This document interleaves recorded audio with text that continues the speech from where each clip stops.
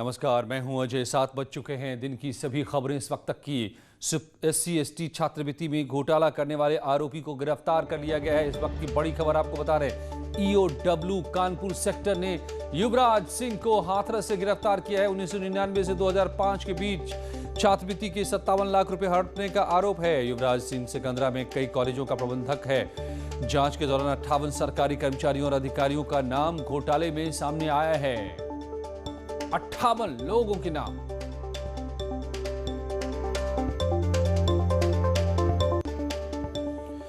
और नोएडा में पुलिस ने सॉल्वर गैंग के 2 और सदस्य को गिरफ्तार किया है। इनके पास से 147 एडमिट कार्ड भी बरामद किए गए हैं, जिसमें सबसे ज्यादा भारतीय सेना दिल्ली पुलिस में भर्ती करवाई गई। गिरफ्तार आरोपी हरियाणा में कोचिंग सेंटर चलाते हैं। मुख्य सरगना इनकम टैक्स इंस्पेक्टर अभी भी फरार है। दिल्ली पुलिस के 2 कांस्टेबल समेत अब तक 13 गिरफ्तार हो चुके हैं। नोएडा पुलिस सिलेक्शन कमेटी और आर्मी को भी पत्र लिखेगी। सेना में 7 से 8 लोगों का पेपर देकर उनका सिलेक्शन करा चुके हैं।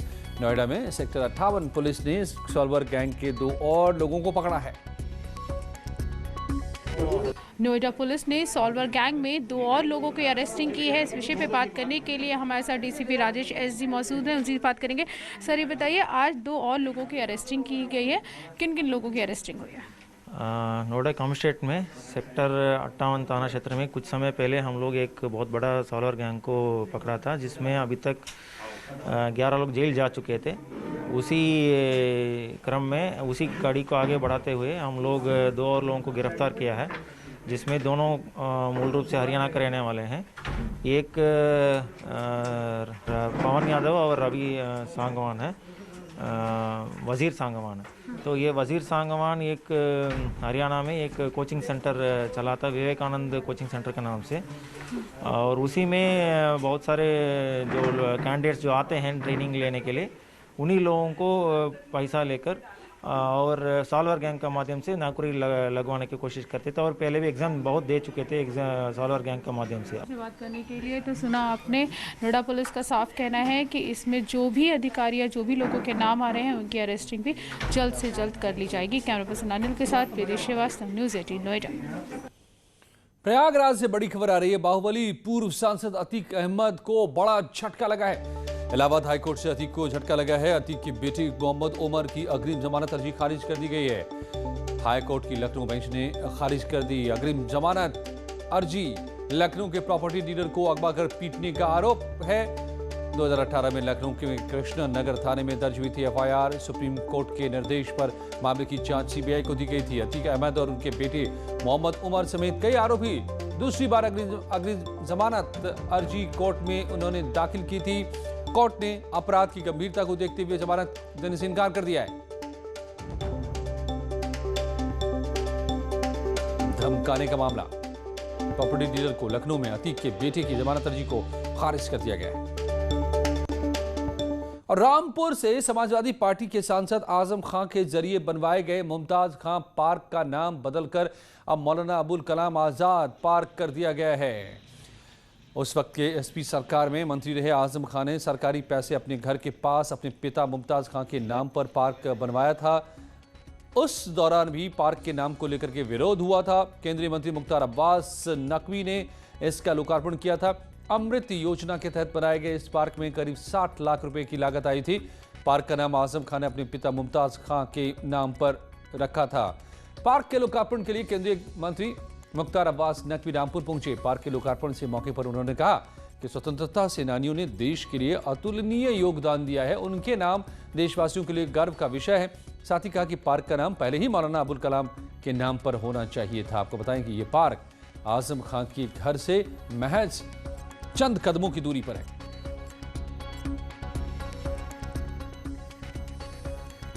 जो मौलाना अबुल कलाम आज़ाद जो रामपुर के पहले संसद सदस्य थे, देश के पहले शिक्षा मंत्री थे।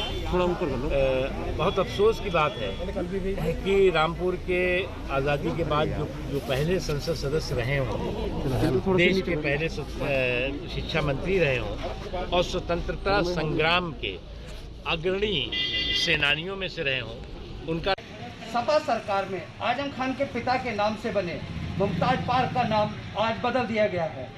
अगस्त 25 अगस्त 2013 में इस पार्क का उद्घाटन किया गया था नगर पालिका के जो अध्यक्ष थे अजहर खां द्वारा। ये देखिए शिलापट है, मोहम्मद आजम खां जो है नगर विकास मंत्री थे उस समय, और उसके बाद जो नगर पालिका के अध्यक्ष थे माननीय अजहर खां, उनके द्वारा इस पार्क का जो था उद्घाटन किया गया था।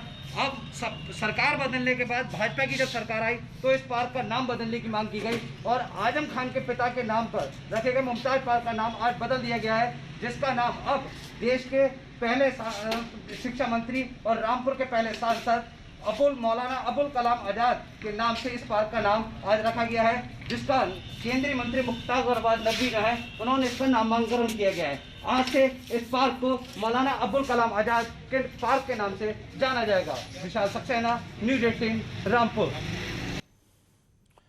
और कृषि कानूनों के खिलाफ आंदोलन कर रहे किसान दिल्ली के सिंधु बॉर्डर पर लाखों की संख्या में डेरा डाले हुए हैं। खेतीबाड़ी में इस्तेमाल होने वाली ट्रैक्टर ट्रॉली अब उनका आशियाना बन चुके हैं। आशियाने में किसान राशन पानी सब कुछ लेकर आए हैं। सिंधु बॉर्डर से जायजा लिया हमारे संवाददाता खुरम शहजाद ने।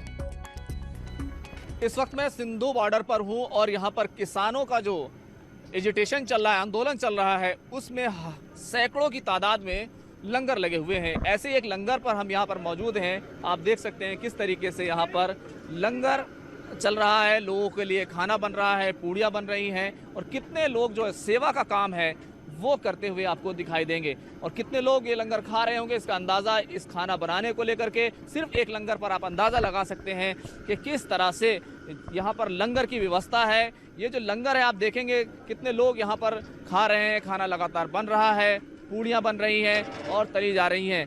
यहाँ पर आप देखेंगे तमाम तरह के लोग जो आ रहे हैं वो इस पूरे आंदोलन में आए हुए हैं, यहाँ पर खाना खा रहे हैं और इस आंदोलन में पूरे तरीके से शामिल हो रहे हैं। तो यहाँ पर जो लंगर जिन लोगों ने लगाया है वो हमारे साथ मौजूद हैं, हम उनसे जानने की कोशिश करेंगे।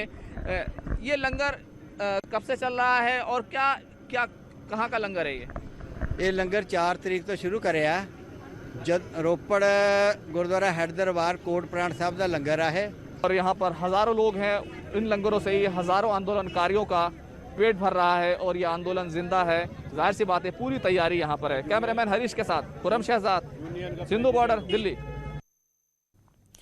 और कल किसानों के भारत बंद के ऐलान को लेकर नोएडा पुलिस ने पूरी तैयारी की है। नोएडा पुलिस का कहना है कि कुछ संगठन भारत बंद को लेकर किसानों का समर्थन कर रहे हैं और इसे लेकर कानून व्यवस्था बनी रहे इसकी पूरी तैयारी में है। हमने उन पार्टियों के नेताओं को हिरासत में लिया है। आज सभी थानों पर फ्लैग मार्च किया गया। जिले में कानून व्यवस्था भंग करने वालों के खिलाफ पुलिस सख्ती से निपटेगी। पूरे जिले में धारा 144 लागू है। उल्लंघन करने पर कार्रवाई भी होगी। पुलिस कमिश्नर आलोक सिंह के नेतृत्व में पुलिस के अधिकारियों और पुलिस टीम के जरिए पूरे जिले में फ्लैग मार्च निकाला जा रहा है। हम लोग पूरी तरह कल तैयार है। पूरा फोर्स जितने चाहिए हम लोगों को डिप्लॉय करने के लिए और इसको लेके पूरा हम लोग पॉइंट तैयार कर लिया है और यहाँ डिप्लॉय कर देंगे। तो लोगों को डरने की जरूरत नहीं है। अगर वो कल निकलना चाहते हैं इमरजेंसी में तो निकल सकते हैं। वो बिल्कुल निकल सकते हैं। कोई भी किसी को डरने की आवश्यकता नहीं है। पूरा पुलिस प्रशासन पब्लिक का साथ है और इमरजेंसी में तो कभी भी किसी को कोई दिक्कत नहीं आने देंगे। नोएडा में केंद्र सरकार के 3 नए कृषि कानूनों के विरोध में देश भर के किसान लगातार विरोध प्रदर्शन कर रहे हैं। किसानों के आंदोलन को कई संगठनों और राजनीतिक दलों ने भी समर्थन दिया है। सोमवार को किसान आंदोलन के दौरान एक महिला किसान नेता की सैंडल चोरी हो गई। कहीं सोशल मीडिया पर महिला नेता का वीडियो वायरल हो गया। ट्विटर पर नेताजी की सैंडल का मुद्दा टॉप ट्रेंड होने लगा। दरअसल महिला किसान नेता का एक वीडियो सोशल मीडिया पर आया था। इसमें महिला किसान नेता ने कहा कि मेरी सैंडल सरकार और पुलिस की साजिश के तहत गायब हुई है। मोदी सरकार मेरी सैंडल वापस दिलवाए। ये वीडियो ग्रेटर नोएडा के किसान आंदोलन का बताया जा रहा है। चप्पल मैंने उपलब्ध कराई सैंडल और वो छीन ली, अब उन्हें कौन देगा? ये सरकार मेरी सैंडल देवावे। मैं गीता भाटी, मैं ठाकुर गीता भाटी जी, किसान एकता संघ की राष्ट्रीय अध्यक्ष महिला मोर्चा जी। पुलिस प्रशासन और सरकार की साजिशन तहत मेरे पैरों की सैंडल छीन ली गई ताकि ये आगे की लड़ाई न लड़ सके, लेकिन मैं नंगे पैर भी लड़ूंगी। FIR दर्ज करूंगी इन लोगों के खिलाफ। और दिल्ली से सटे गाजीपुर में भी किसान बॉर्डर पर जुटे हुए हैं। कृषि बिल वापस लेने और अपनी कई मांगों को मनवाने के लिए किसानों के आंदोलन का आज 12वां दिन है। कल किसानों ने देशव्यापी बंद का ऐलान किया है। केंद्र सरकार ने किसानों से छठे दौर की बातचीत के लिए 9 दिसंबर की तारीख तय की है। इससे पहले कल भारत बंद का आयोजन। कृषि कानून को वापस लेने के साथ साथ अन्य कई प्रमुख मांगों को लेकर किसान आज 12वें दिन भी आंदोलन पर हैं। फिलहाल हम खड़े हैं दिल्ली गाजीपुर बॉर्डर पर। आप देख सकते हैं किसानों ने पिछले एक हफ्ते से यहाँ NH9 को यहाँ से ब्लॉक किया हुआ है। इनका साफ तौर पे कहना ये है कि अगर सरकार इनकी बातें इस बार नहीं मानती है तो किसान आर पार की लड़ाई के मूड में है। साफ ही इनका ये भी कहना है कि कई दौर की वार्ताएं सरकार के नुमाइंदों के साथ किसान नेताओं की हो चुकी हैं, लेकिन कोई भी निष्कर्ष निकलकर अभी तक नहीं आया है। हालांकि आगामी 9 तारीख को एक अहम बैठक और होनी है किसानों और सरकार के नुमाइंदों के बीच। देखना यह होगा कि इस बैठक में क्या कोई निष्कर्ष निकल पाता है। वहीं दूसरी ओर 8 तारीख यानी कि कल किसानों ने भारत बंद का आह्वान किया है, जिसमें कई राजनीतिक पार्टियां भी इसमें शामिल हो गई हैं। उन्होंने कहा है कि वो पूर्णतः किसानों के साथ है। देखना यह होगा कि कल जो भारत बंद होना है उसका क्या असर किसानों के आंदोलन पर पड़ने वाला है। क्या उसके बाद सरकार कुछ चेतती है और किसानों की बातें मानती है। हालांकि किसानों के लिए सरकार ने एक ऑफर और दिया हुआ है कि आगामी 9 तारीख को किसानों के साथ एक वार्ता होनी है। उस वार्ता में जो निष्कर्ष निकल कर आएगा उसके बाद ही किसान अपनी अगली रणनीति तय करेंगे। कैमरा पर्सन शिवम के साथ अमित राणा, न्यूज़ 18 उत्तर प्रदेश। और भारत बंद को लेकर सीएम योगी करेंगे कानून व्यवस्था को लेकर बैठक। ये बड़ी खबर इस वक्त आ रही है। थोड़ी देर बाद वीडियो कॉन्फ्रेंसिंग के जरिए डीएम एसपी के साथ करेंगे समीक्षा बैठक। मुख्य सचिव, प्रमुख सचिव, गृह और डीजीपी होंगे इसमें मौजूद। पूरे प्रदेश से जुड़ेंगे सभी एसपी, डीएम और बड़े आला अधिकारी। कल भारत बंद के दौरान किस तरह हो कानून व्यवस्था का पालन, इसी को लेकर बड़ी बैठक सीएम योगी आदित्यनाथ की।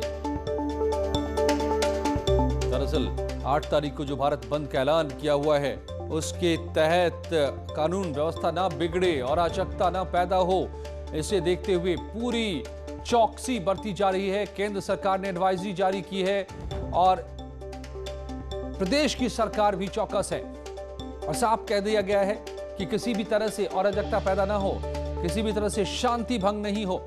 शांति के साथ किसान आंदोलन करें, भारत बंद करें, लेकिन अगर अराजकता होती है तो फिर सख्ती से निपटा जाएगा। और इसी की बाबत सीएम की बैठक। अजीत सिंह हमारे संवाददाता मेरे साथ जुड़ गए हैं लखनऊ से। अजीत, तो क्या ये बैठक तो अहम है ही, लेकिन इशारा है कि अगर किसी तरह की गड़बड़ी कल हुई तो सख्ती भी कर सकती है सरकार।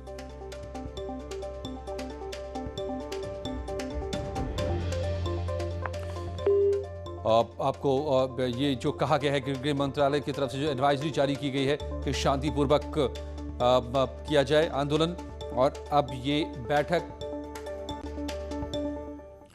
और किसान आंदोलन को लेकर लखनऊ में समाजवादी पार्टी का धरने के दौरान हंगामा देखने को मिला। अखिलेश यादव को पुलिस ने कन्नौज जाने से रोका तो अखिलेश पार्टी कार्यकर्ताओं के साथ धरने पर बैठ गए। इसके बाद पुलिस ने अखिलेश को हिरासत में ले लिया। ये तस्वीर किसानों पर जो सियासी संग्राम है, इसके बाद रिहा भी किया गया अखिलेश यादव। एसपी अध्यक्ष अखिलेश यादव को रिहा किया गया। इको गार्डन से अपने आवास को रवाना हुए अखिलेश यादव। हिरासत में इको गार्डन भेजे गए थे अखिलेश। धारा 144 तोड़ने के आरोप में हिरासत में लिया गया था। किसानों के समर्थन में पद यात्रा करने जा रहे थे कन्नौज, लेकिन लखनऊ में ही हिरासत में ले लिया गया।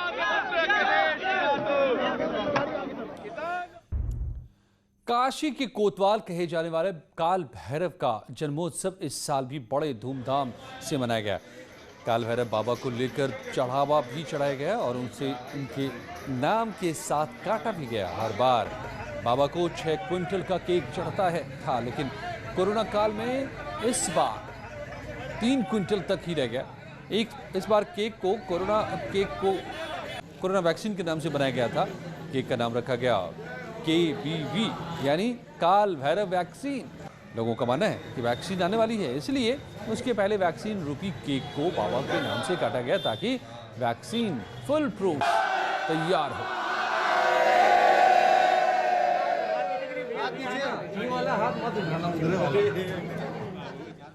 और आरपीएफ जोनल ट्रेनिंग प्रयागराज के महिला कांस्टेबल रिक्रूट के पहले बैच की पासिंग आउट परेड संपन्न हुई। 9 माह के कठिन प्रशिक्षण और कड़े अनुशासन में रहकर ट्रेनिंग पूरी कर पास आउट के बाद 8 प्लाटून की 248 महिला कांस्टेबल रिक्रूट विधिवत रेलवे सुरक्षा बल यानी कि आरपीएफ का हिस्सा बनी। ये तस्वीरें उसी की।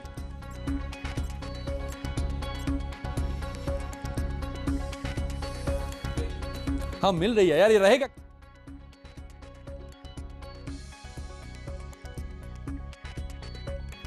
जारी है यहां खबरों का सिलसिला।